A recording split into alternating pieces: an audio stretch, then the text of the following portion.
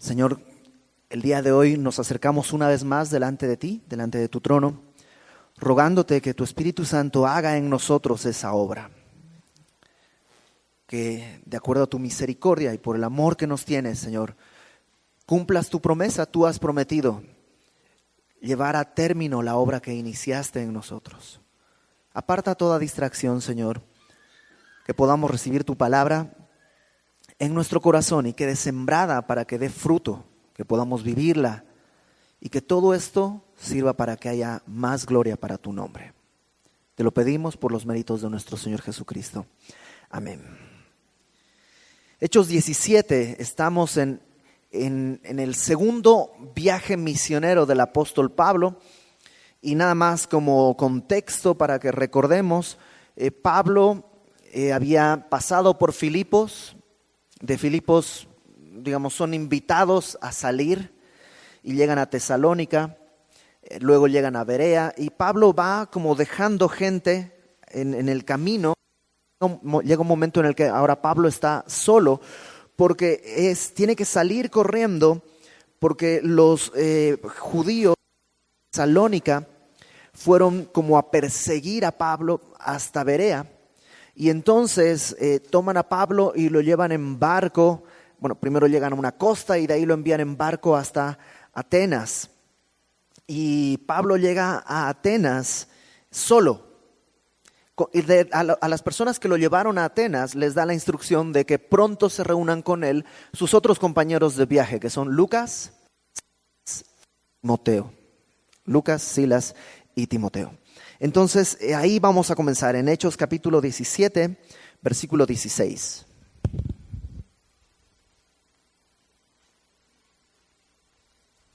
Hechos 17, versículo 16. Pablo está ahí en Atenas. Ahora, Atenas en este momento no tiene la gloria que tuvo unos siglos atrás, ¿no? Ya pasó la gran época, la época de oro de Atenas, con los grandes filósofos y todo eso. Ese tiempo ya pasó. Todavía es una ciudad importante, todavía tiene escuelas muy importantes, todavía tiene una honra como ciudad intelectual. No sé aquí en México, la verdad no lo sé, si hay alguna ciudad que se caracterice como por una situación así de estudiantes. En Bolivia, por muchos años, la universidad más importante, incluso muchos años atrás, la única universidad del país estaba en la ciudad de Sucre. Entonces, Sucre es una ciudad de estudiantes. Tal vez el día de hoy ya no tanto, pero hasta hace unos 20 años, cualquiera que quería estudiar, por ejemplo, medicina, la mejor universidad era la de Sucre. Entonces, tú llegabas a Sucre y en la noche, tipo 12 de la noche, 1 de la mañana, la plaza central estaba lleno de estudiantes envueltos en cobijas y con libros, paseando, porque la ciudad abundaba de estudiantes. Bueno, más o menos Atenas era así. Ya había pasado su época de gran gloria, pero todavía tenía ese prestigio y todavía tenía muchas escuelas de filosofía. Entonces, ese es el ambiente en el que llega Pablo. Y dice el verso 16, mientras Pablo los esperaba, a sus compañeros, a Silas, Timoteo y a Lucas, los esperaba en Atenas, su espíritu se enardecía viendo la ciudad entregada a la idolatría.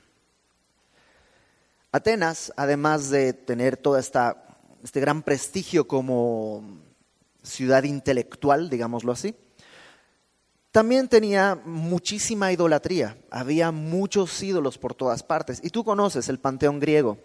Tienen dioses absolutamente para todas las cosas. El dios de la guerra, el dios de la sabiduría, la diosa del hogar, el dios de la paz, y así, ¿no? Tienen muchísimos dioses. Y cada dios tenía su templo y además de su templo oficial tenía otros lugares de adoración. Entonces Pablo llega y empieza a ver eso. Ahora, el día de hoy no vivimos en una sociedad muy distinta en muchos sentidos. Uno, no estoy hablando solo del asunto de la idolatría que podemos encontrar en el sentido más tradicional de la palabra.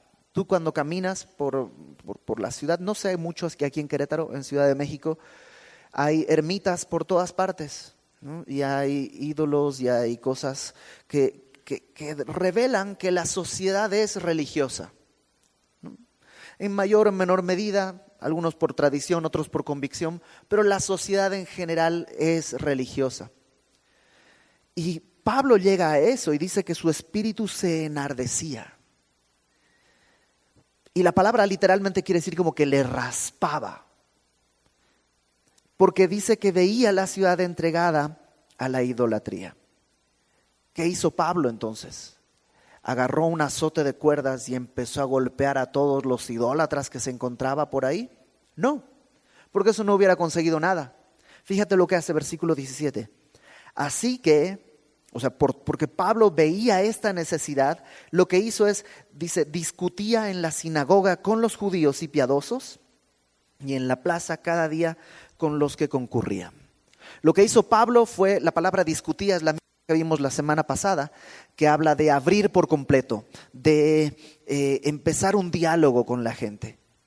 Y empezaba a platicar con la gente acerca de lo que estaban viviendo y lo hacía en dos foros prácticamente. Uno en la sinagoga los sábados con los judíos y con aquellos griegos que estaban simpatizando con la religión judaica. Y en la plaza los otros días con la gente que iba a la plaza, como que iba al mercado. Entonces Pablo no se sacaba de onda. A veces tú y yo nos sacamos de onda. No, bueno, lo has vivido. Yo recibo gente muchas veces que dice, es que no sé qué hacer, es que mi vecina es santera y ahí tienes, no sé qué hacer, ya estoy cansado, no sé qué hacer. Pues ora por ella y sírvele. Tienes que mostrarle el amor y tienes que hacer esto que hizo Pablo. Pablo iba y les preguntaba probablemente, oye, ¿y este Dios qué hace? Es que soy extranjero, ¿qué hace este Dios? No, pues es Poseidón y es el Dios del mar y no sé qué. Órale. ¿Tú sabes qué es lo que dice la Biblia acerca del mar? Empezaba a hablar y ahí empezaba a predicar. Y creo que esa es la actitud que tenemos que tener, porque no hay otra manera sino a través del amor en que la predicación del Evangelio es verdaderamente efectiva. En inglés suena mucho más bonito la frase, pero traduciéndola, hay un pastor que dice siempre, no les va a importar, no les va a importar tu mensaje hasta que sepan en tu mensaje que tú les importas. O sea, el mensaje que predicamos, el evangelio que predicamos, es relevante solamente si va acompañado de amor genuino. Si no, nada más es información. Si no, nada más es una opinión de alguien. La base del evangelio sigue siendo el amor de Dios. Y cuando hablo del amor de Dios, no estoy hablando de algo así medio etéreo, medio simbólico. No, estoy hablando de algo real. De amor, de amar al otro, como dice 1 Corintios capítulo 13. Prefiriendo al otro sobre uno mismo, buscando el bienestar del otro. Y sabes, sobre todo si es alguien que no te quiere. Sobre todo si es alguien que no te hace la vida más sencilla. El Señor Jesús lo dijo, si amas a aquel te ama, pues ¿qué? Todo el mundo hace eso. Hasta entre satánicos se quieren, pues están en la misma secta. ¿Cuál es la diferencia en el Evangelio de Cristo? No solo el mensaje, sino el espíritu del mensaje que es el amor. Entonces Pablo estaba así con los judíos en la sinagoga, con los griegos en la plaza, y fíjate el resultado, verso 18. Algunos filósofos de los epicúreos y de los estoicos disputaban con él. Y unos decían, ¿qué querrá decir este palabrero? Y otros, parece que es predicador de nuevos dioses, porque les predicaba el evangelio de Jesús y de la resurrección. Cuando los griegos escuchaban esto, algunos decían, es un palabrero, ¿quién sabe qué está diciendo? Es un loco. Pero otros decían, no, es un predicador de nuevos dioses y está predicando dos dioses nuevos. Uno, Jesús, y otro, la resurrección. Ten en cuenta que para la mentalidad griega, todos los fenómenos tenían un Dios, pero no solo los fenómenos, sino también cosas que no son necesariamente un fenómeno, sino digamos una institución o un sentimiento, ¿no? El amor tenía su Dios. La familia, que es una institución, tenía su Dios, así como el rayo y la lluvia. Entonces ellos pensaban que la resurrección era un Dios también.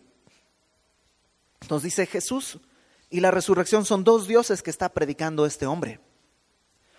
Ahora, dice en el verso 18 que algunos filósofos de los epicúreos y de los estoicos son los que empezaron este diálogo con él. ¿Quiénes eran los epicúreos y los estoicos? Bueno, no es clase de introducción a la filosofía, ni mucho menos, pero nada más para tener en contexto, los epicúreos eran unos filósofos que creían básicamente en el disfrute. Buscaban el placer y el gozo. Ahora, no necesariamente estoy hablando de algo moralmente despreciable. No, incluso ellos decían, la filosofía epicúrea decía que el exceso rompía la paz del gozo del alma, ¿no? Ellos, pues básicamente decían, vive lo más feliz que puedas. Todo lo que traiga dolor, todo lo que traiga pena, todo lo que traiga angustia, deséchalo. De alguna manera, y a lo mejor parafraseando un poco, podríamos decir que la filosofía epicúrea se resumía en busca lo más vital no más, lo que hay necesidad no más, y olvídate de la preocupación. Si buscas lo más esencial, sin nada más ambicionar, mamá naturaleza te lo da, ¿no? Básicamente eso podría resumir la filosofía de los epicúreos, ¿no? Los más chicos dicen, ¿qué es eso? Es el libro de la selva, una película, ¿no? Vivían para el aquí y para el ahora. Los epicúreos decían que los dioses pueden existir, podrían existir. No eran ateos necesariamente, no creían necesariamente en dioses. Decían, pues puede que existan los dioses, pero si existen, no se relacionan con nosotros. Si existen, viven ahí en su mundo, pero pues como que no intercambiamos experiencias ni nada. Por otro lado, los estoicos, si te das cuenta antes de pasar, todavía parte de la filosofía de los epicúreos existe el día de hoy. Gente que dice, hay que disfrutar la vida. Disfruta tu vida con moderación, ¿no? Como los comerciales de cerveza que te dicen toma, pero con moderación, que nunca he entendido cuál es el mensaje ahí. Pero todavía existe esa filosofía el día de hoy. Los epicúreos, por el contrario, eran panteístas. Eso quiere decir que para los epicúreos todo era Dios. Dios planta, Dios roca, Dios tierra, Dios nubes, todo era Dios. Decían que todo estaba escrito y todo iba a darse como estaba escrito. Es lo que se conoce como el fatalismo griego, ¿no? Así es, y hagas lo que hagas, así va a ser. Entonces los estoicos decían, pues lo que te tocó, y así que aguántate y acostúmbrate y soporta, porque así es. Y no hay forma de evitarlo. No sé, mi abuelito decía siempre, hay que soportar estoicamente esta situación. Igual los narradores de fútbol que siempre toman frases extrañas dicen, y ahí estaba la barrera estoica ante el cañonazo del delantero, ¿no? Y es eso, habla de permanecer firme ante la vida. Pues si es tragedia, pues así estaba y no importa lo que hagas, vas a vivirlo. Y si es mucho deleite, pues ni te emociones porque nomás es momentáneo y va a pasar y tampoco hiciste nada, nomás te tocó ese tiempo de gozo. Así que mantente estoico. La meta de los estoicos era llegar a la ataraxia, que es esta paz porque soportas todo y ya. Entonces, si te das cuenta, también existe un poco esta filosofía el día de hoy, ¿no? Aguanta, esperas, ¿no? Como que... Y ese es el ambiente en el que Pablo está predicando y ellos le dicen, queremos escucharte, Queremos escuchar lo que estás diciendo. Verso 19. Y tomándole, le trajeron al Areópago. El Areópago, que no es aerópago como aeropuerto, sino Areópago, porque viene de Ares, el dios de la guerra, era una especie de pequeña planicie, como un teatrito, donde se discutían algunas cosas. Básicamente lo llevan como al foro de la ciudad, donde podían escucharle con libertad y con interés, sin distracciones, ¿no? Entonces lo llevan al Areópago diciendo: ¿podremos saber qué es esta nueva enseñanza de que hablas? Pues traes a nuestros oídos cosas extrañas. Queremos pues saber qué quiere decir esto. Porque todos los atenienses y los extranjeros residentes allí en ninguna otra cosa se interesaban, sino en decir o en oír algo nuevo. Y si te das cuenta, tampoco estamos muy lejos de esa situación. La gente abre su Facebook, ¿por qué? Para ver qué hay de nuevo. Nadie dice a ver si me escribieron. No, nomás quieres ver qué hay de nuevo. Y ahí estás horas, ¿no?, tratando de ver qué hay de nuevo. Y así vivimos en esta sociedad. Esta sociedad quiere todo nuevo, siempre nuevo. Desde objetos hasta filosofías, pensamientos, nuevas terapias, nuevas cosas. Todo el tiempo estamos buscando algo nuevo. Entonces, realmente Pablo está en una sociedad que no es muy distinta a la que nosotros tenemos. Y lo que podemos ver por lo anterior es que Pablo no había cambiado su discurso. Pablo predicaba acerca de Jesús y de la resurrección. Y el día de hoy, con todos los avances tecnológicos y con todo lo que la ciencia ha descubierto, la predicación nuestra tiene que seguir siendo exactamente la misma. Seguimos predicando a Jesucristo y a este crucificado y resucitado. No tenemos otro tema. Oye, pero es que el día de hoy las juventudes ya tienen como tanto, no importa. Pueden cambiar muchas cosas en la cáscara, pero el problema del ser humano sigue siendo el mismo. Necesita un Salvador. Y no hay otra manera de anunciar un Salvador sino a través de la vida, la muerte y la resurrección de Cristo. Ahora, tenemos acá, a partir del verso 22, el discurso que Pablo da ahí en el Areópago. Y es un discurso que depende de muchos comentaristas. Están divididos los comentaristas en dos posturas. Una postura dice que Pablo, estando ahí entre filósofos, entre personas eruditas, entre personas intelectuales, como que le dio miedo y predicó un evangelio como light, como demasiado desvestido. ¿Por qué? Porque en todo el discurso que vamos a leer no menciona a Jesucristo ni una sola vez. En todo el discurso que vamos a leer no menciona ningún pasaje bíblico. O sea, normalmente hemos estado leyendo los discursos de otros predicadores y siempre dicen: Dios hizo esto, y Jeremías o Isaías o en tal lugar dice esto, y siempre citan la palabra. En este mensaje Pablo no dice Jesucristo ni una sola vez y no menciona ningún pasaje de la Escritura. Por eso, algunas personas piensan que Pablo aquí como que le dio miedo ante el público que estaba. Además, está sumado, acompáñame a 1 Corintios, por favor. Después de Atenas, Pablo va a viajar a Corinto. Justo después de esto, la próxima semana, Pablo va a ir a Corinto. Y en el capítulo 2,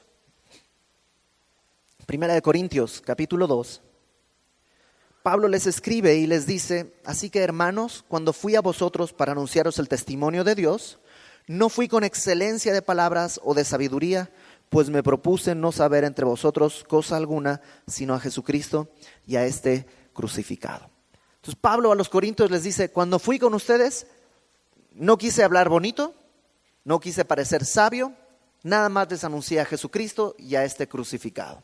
Entonces algunos comentaristas piensan que Pablo en Atenas, en su discurso, lo hace tan académico, tan cuidadoso, pero sin Cristo y sin la crucifixión, que no se funda una iglesia en Atenas y por eso llega frustrado a Corinto, y en Corinto no repite el error, sino que llega predicando solo Cristo, sin sabiduría, sin excelencia de palabras, y a Cristo crucificado. Entonces, eso es la postura de mucha gente, y muchos respetables y admirables comentaristas tienen esa postura. Yo no estoy tan seguro de eso, igual y porque no soy ni respetable ni admirable, pero yo sí veo que el discurso de Pablo tiene lo esencial y tiene el evangelio. Además de que lo que está aquí seguro es solo un resumen del discurso que Pablo hizo. Aún este resumen contiene el evangelio con claridad. Por supuesto, es distinto a cómo predicaba en otros lugares. ¿Por qué? Porque estos son griegos. Si les dice, el profeta Isaías dice así, lo que van a decirle es, ¿quién? Isaías. No tengo ni idea quién será Isaías. O es gente que no conoce, no tiene las escrituras. Entonces lo que Pablo hace, yo creo, es tomar del punto de partida donde están parados ellos para conducirlos al evangelio. Pues vamos a leerlo y, por supuesto, una vez más, esta es la manera en la que yo entiendo esto, y a ti te tocará leer, orar y que Dios te muestre cuál va a ser tu postura. En todo caso, si pensaras que Pablo predicó bien o predicó mal, eso no está afectando ni la doctrina del evangelio, ni lo único que hace es ver si Pablo se equivocó aquí o no. Entonces, verso 22. Entonces Pablo, puesto en pie en medio del Areópago, dijo: varones atenienses, en todo observo que sois muy religiosos, porque pasando y mirando a vuestros santuarios, hallé también un altar en el cual estaba esta inscripción: al Dios no conocido. Había ídolos y estatuas y templos para todos los dioses, pero en la mentalidad griega también había esta idea: ¿qué tal que hay un Dios que no conocemos y pues se saca de onda de que no lo adoramos? Porque te acuerdas que los griegos tenían que presentar sacrificios cuando pasaba algo, no, pues para aplacar la ira de tal Dios. Y ¿por qué no ha habido la cosecha? Porque no nos hemos acordado de sacrificarle a fulanita, a sutanita y a las diosas, y tenían este estrés.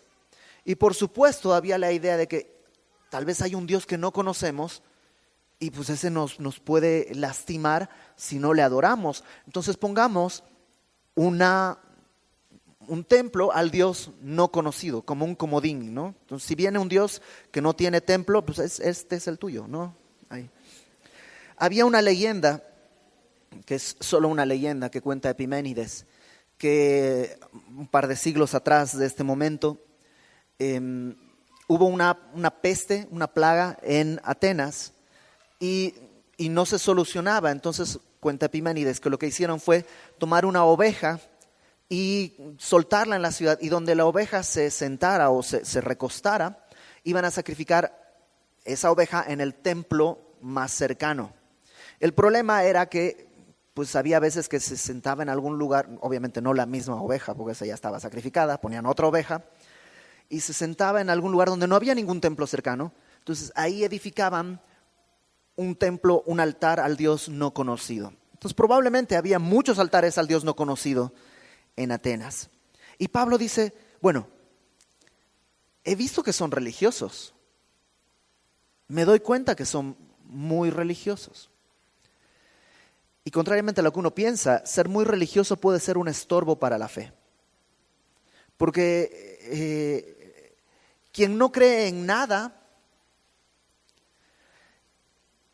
al final digamos que tiene esa parte de su entendimiento y de su corazón limpia para poder escribir ahí el evangelio con la verdad. Quien ya es muy religioso tiene en su mente muchas cosas que primero hay que limpiar y lavar y desentender para poder dejar que el evangelio penetre. Por supuesto, Dios lo puede hacer. Entonces Pablo lo que les dice es, son muy religiosos, tan religiosos que están adorando por si acaso a alguien que por si acaso existe. Entonces toma eso y dice, verso 23, al que vosotros adoráis, pues sin conocerle, es a quien yo os anuncio. Y Pablo lo primero que dice es, no estoy anunciando a Zeus, no estoy anunciando a Apolos, no estoy anunciando a ningún dios de estos. Estoy anunciando a un Dios que tú no conoces y que reconoces que debe existir. Bueno, yo te lo quiero presentar. A este Dios que tú no conoces es el que quiero que conozcas. Verso 24. El Dios que hizo el mundo y todas las cosas que en él hay. La primera característica de este nuevo Dios, entre comillas nuevo, que les está enseñando. Número 1, es un Dios creador. El panteón griego, sus dioses no crearon nada. Zeus no es el creador de todas las cosas. Zeus es un usurpador que le quitó el trono a su papá, que a su vez le quitó el trono a su papá. Entonces, el Dios que está reinando ahorita no es un creador de nada, es un usurpador. El Dios que yo anuncio, dice Pablo, es el Dios creador de todas las cosas, el mundo y todas las cosas que en él hay. Número 2, siendo Señor del cielo y de la tierra. No solo es el creador, sino es el que en verdad gobierna sobre todo. No es como pensaban los epicúreos, que pudo haber sido creado, pudo haber un Dios creador, pero lo creó todo y lo dejó andando y ya no interactúa. No, este Dios que anuncio es el creador, pero además es el Señor, señorea, gobierna sobre su creación y sobre todos los que somos su creación. Número 3, no habita en templos hechos por manos humanas. Es un Dios que no cabe dentro de su creación. Los dioses griegos habitaban en los templos. De hecho, si se rompía un templo, se sacaban de onda. Se deshonraban. Este Dios que yo anuncio no habita en templos, no cabe. La tierra entera es el estrado de sus pies. Número 4 creo, dice, no habita en templos hechos por manos humanas. Número 4, ni es honrado por manos de hombres como si necesitase de algo. Él no es servido por manos de hombres como si necesitase algo. Es decir, ¿podemos con nuestras manos servir a Dios? Sí, pero nunca es porque Él lo necesita. Él es autosuficiente.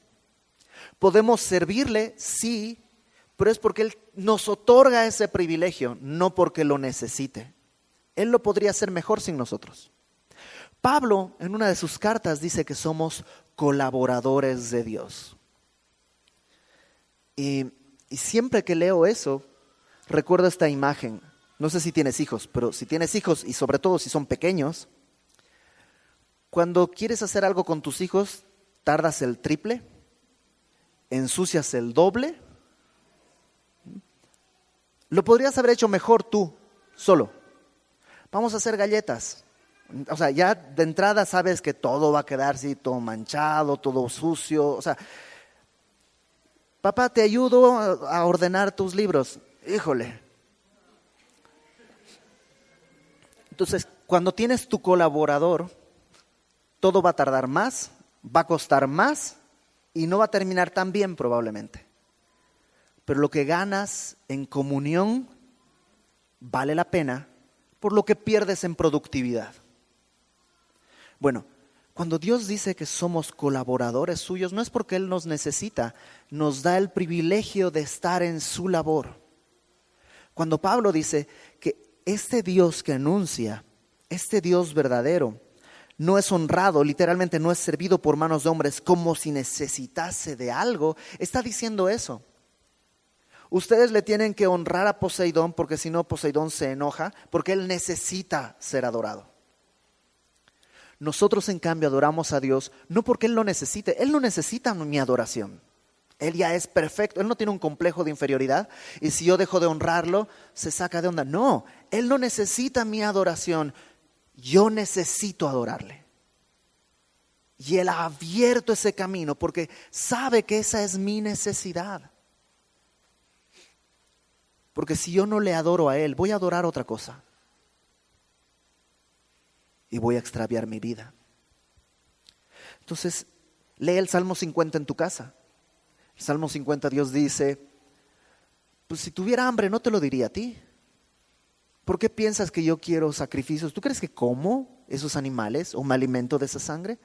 Si tuviera hambre no te lo diría a ti. Mía es toda ave de los cielos y toda bestia del campo, Dios dice. Entonces Pablo está presentando un Dios que es completamente revolucionario a la mentalidad griega. Luego les dice, verso 25, Él es quien da a todos vida y aliento y todas las cosas. No solo no necesita algo, número 5, Él es el que da todo. Da aliento, da vida y da todo. Verso 26. Y de una sangre ha hecho todo el linaje de los hombres. Y aquí Pablo una vez más está creando una mega revolución, porque para los griegos había dos tipos de personas. Nosotros, los griegos, y los demás, los bárbaros, los que son ignorantes, los que no entienden, ellos entendían eso, pero Pablo dice, no, hay una sola raza que es la humanidad. Hay una sola raza que es la que Dios ha creado. Y de ahí hizo a todos los hombres con un propósito, fíjate, para que habiten sobre toda la faz de la tierra, número 1, y les ha prefijado el orden de los tiempos y los límites de su habitación. O sea, Dios ha hecho que tú nacieras en este siglo, hizo que mi hija naciera en este siglo y así, o sea, ha prefijado a cada quien que naciera en el momento y en el lugar adecuado, también con un propósito, verso 27, para que busquen a Dios si en alguna manera palpando puedan hallarle. El propósito por el cual Dios ha hecho de un linaje a todas las razas, y a unos los hizo de cierta raza, de cierto color, y los puso en cierto momento y en cierto lugar, todo tiene que ver con una cosa, para que le busquen a Dios, aunque sea palpando para hallarle. Entonces, si tú te preguntas, ¿por qué nací en México y por qué nací en este tiempo? Esa es la respuesta, para buscar a Dios. Ahora, fíjate lo que dice en el verso 27 al final. Aunque ciertamente no está lejos de cada uno de nosotros. El objetivo es que le busquemos, pero sabes que Él no se está escondiendo. Él no está jugando a las escondidas. Él nos puso para buscarle y Él anhela revelarse. Verso 28. Porque en Él vivimos y nos movemos y somos. Esa frase Pablo la toma de Herodoto. Entonces no está diciendo que Herodoto, todo lo que decía Herodoto era verdad o es bíblico o inspirado por Dios, no. Pero eso tenía razón y está usando el lenguaje de los griegos que ellos entendían para poder explicarles esta gran verdad. Él, Dios, quiere revelarse y no está escondido, está en todas partes. Ahí lo dijeron, en Él vivimos y nos movemos y somos. Como algunos de vuestros propios profetas también han dicho, porque linaje suyo somos. Y ese es Epiménides, es otra frase que también dice, somos linaje de Dios. Y dice, pues entre otras cosas, esa sí era verdad de lo que decía Epiménides. Somos linaje de Dios. Dios nos ha querido hacer parte de su familia, de su descendencia. Verso 29. Siendo pues linaje de Dios, no debemos pensar que la divinidad sea semejante a oro o plata o piedra, escultura de arte y de imaginación de hombres. Si somos linaje de Dios, ¿por qué creer que Dios es de un material inferior al mío? O sea, voy a hacer una estatua de oro. Va. ¿Quién hizo la estatua? Yo. Entonces, ¿por qué creer que si esto es manipulable por mí, ¿por qué creer que esto es Dios? Si yo tengo voluntad, ¿cómo Dios va a hacer una estatua? ¿Acaso es inferior a mí? Yo provengo de Él, por tanto Él es superior a mí, no inferior. Entonces dice Pablo, ¿por qué pensar eso? Que la divinidad sea semejante a oro, plata o piedra, escultura de arte o imaginación de hombres. Verso 30. Pero Dios, habiendo pasado por alto los tiempos de esta ignorancia, o sea, ustedes adoran al no conocido. Está bien, Dios ha pasado, por misericordia, ha pasado en alto toda esa ignorancia. Dios en su misericordia ha dicho, ok, no me conocían, ahora quiero revelarme. Pasando por alto los tiempos de esta ignorancia, fíjate el verso 30 y subráyalo en tu Biblia. Ahora manda a todos los hombres, no dice sugiere, manda a todos los hombres, eso es a quien sea, todos los hombres, a todos, Dios manda en todo lugar, eso es donde sea. ¿Qué cosa? Que se arrepientan. ¿Por qué? ¿Por qué Pablo pide o dice que Dios pide que hay que arrepentirse? Demanda eso, es una instrucción directa. Todo hombre en todo lugar tiene que arrepentirse. ¿Por qué? Verso 31. Por cuanto ha establecido un día en el cual juzgará al mundo con justicia. La razón por la que necesitamos arrepentirnos es porque vamos a dar cuentas. Un día Él va a juzgar y no va a juzgar con acepción de personas, no va a juzgar siendo sobornado de alguna manera, no, Él va a juzgar con justicia. La balanza va a estar perfecta y exacta. Y todo hombre en todo lugar sabe que es un pecador. Lo disfrazamos. Decimos, bueno, mis pecados no son tan grandes como los del mocha orejas. ¿Ok? Y entonces, ¿tu vida es mejor que la de la Madre Teresa de Calcuta? Mis pecados no son tan grandes como los de mi vecino. Pero entonces, ¿tu vida es tan perfecta como la del otro vecino? O sea, siempre nosotros nos podemos comparar y algunas veces salimos mal parados y otras veces salimos bien parados. Pero cuando la balanza esté correcta y el juicio sea con justicia, todos sabemos que todos vamos a perder. Y por eso, dice, Dios manda que se arrepientan. Porque el juicio va a venir con justicia y dice el verso 31, a través, puedes traducir esa parte, a través de aquel varón a quien designó, dando fe a todos con haberle levantado de los muertos. Ahora, en mi Biblia no dice Jesucristo, pero obviamente está hablando de Cristo y yo creo que todos entendieron que estaba hablando de Cristo. Y cuando habla de que fue levantado de los muertos, ¿qué es lo que proclamó también? Que murió. Porque si no, levantar a los muertos tiene que ser alguien que haya muerto. Entonces, yo creo que Pablo efectivamente predicó que no importa que seas griego, no importa que hayas adorado a todos los dioses del panteón, lo único que cuenta es que te arrepientas, porque Dios va a juzgar a todos a través de Cristo. ¿Y cómo estamos seguros que es a través de Cristo? Porque Él fue aprobado por Dios y Dios mostró que aprobó la obra de Cristo a través de la resurrección de los muertos. Y el mensaje no tiene que cambiar. 2000 años después, más tecnología y más sabiduría, y te puedes encontrar con personas que han salido de Harvard o que han estudiado en 200 universidades. De todos modos, Dios sigue mandando a todo hombre en todo lugar que se arrepientan. Y lo que tienes que hacer para predicar el evangelio es hacer lo que hizo Pablo. Número 1, ten compasión. Pablo dice que su espíritu se enardecía al ver la ciudad entregada a la idolatría. Pero se enardecía no quiere decir que se ofendía. Tú y yo nos ofendemos muy rápido. Ay, esta gente idólatra, estos ateos, ¿quiénes se...? Ay, no, qué gente tan tonta que cree que nació de... Y nos ofendemos y denigramos a aquel que simplemente es lo que tú eras antes de Cristo, o lo que yo era antes de Cristo. Tal vez más inteligente que yo, pero nada más. La diferencia no la hice yo. No es que yo con mi gran intelecto entendí quién era Cristo.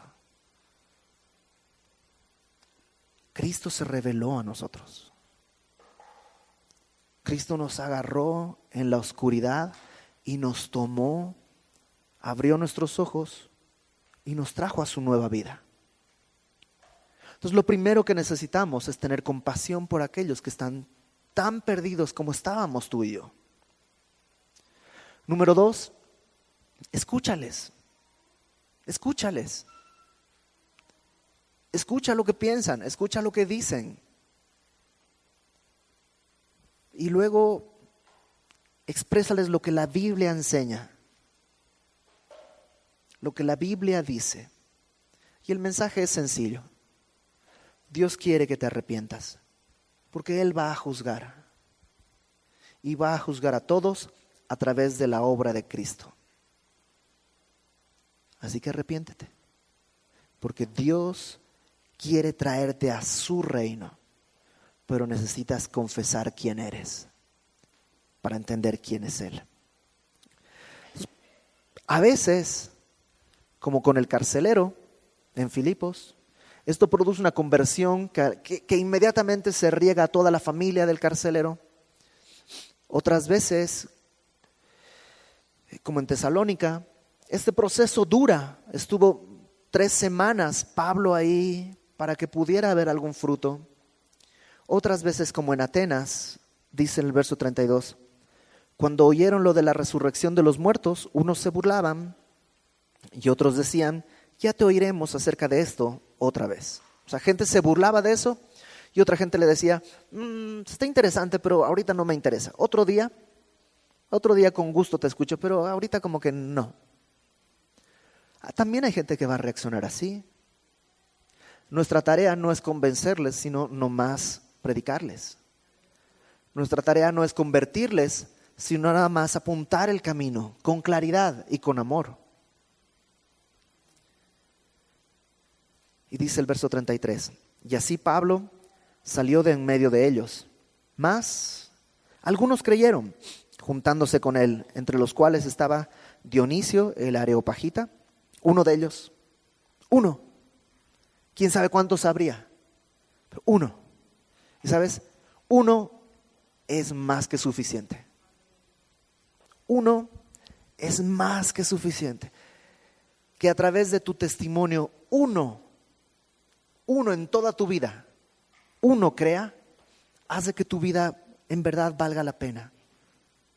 Por supuesto, todos queremos que miles crean, pero es de Dios quien va a creer. Nuestra tarea es proclamar el Evangelio. Eso sí, no le prediques el Evangelio a ese uno nada más.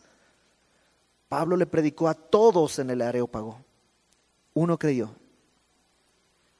Predícale a todos los que estén alrededor de ti, aunque solo uno crea. Y ahí estaba Dionisio, estaba Dámaris y otros con ellos. No vivimos en un tiempo muy distinto. Nuestro tiempo es así, gente que busca el placer y gente que quiere soportar todas las cosas y son fuertes y son poderosos y nosotros aguantamos y venga lo que venga, aquí estoy, ¿no? Tengo un amigo que compuso la canción es maravillosa, pero es triste porque dice, todas las estatuas se derrumban frente a mí y se han hecho polvo los castillos que construí de niño. Todo es tan difícil, más difícil de lo que ayer quise creer. Soy el sueño que el amanecer ha herido.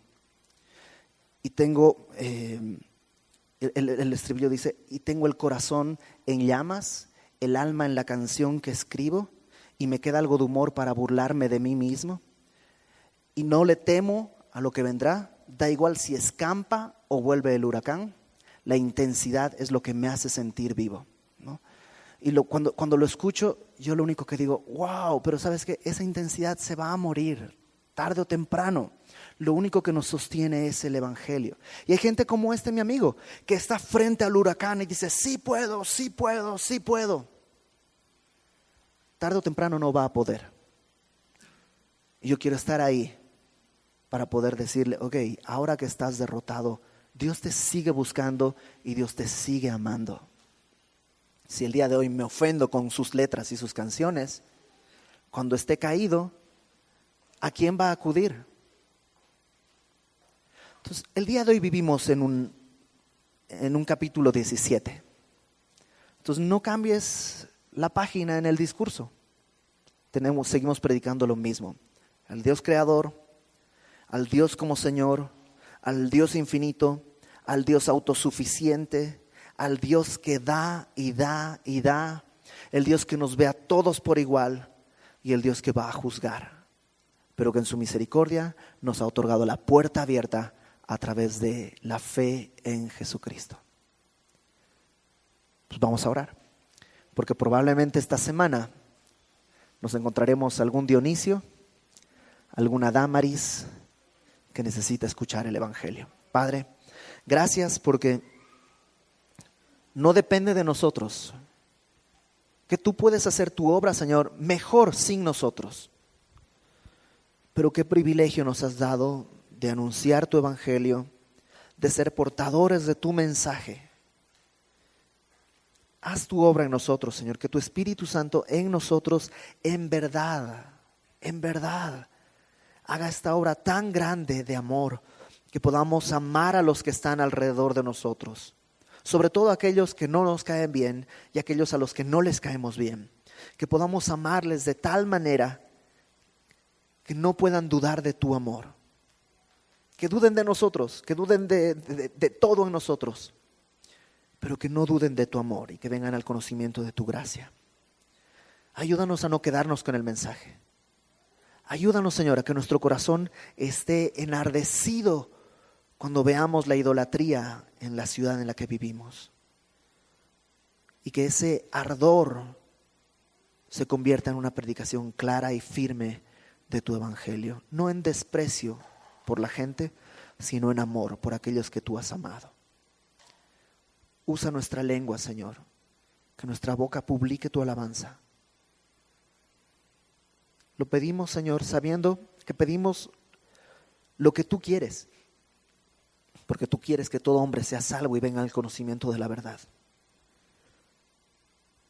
Pero también confesamos que somos incapaces. Llénanos con tu Espíritu. Señor, rebosa tu Espíritu Santo sobre nosotros para hacernos capaces de dar testimonio donde tú nos envíes, Padre. Lo pedimos en el nombre de Jesús, nuestro Señor. Amén.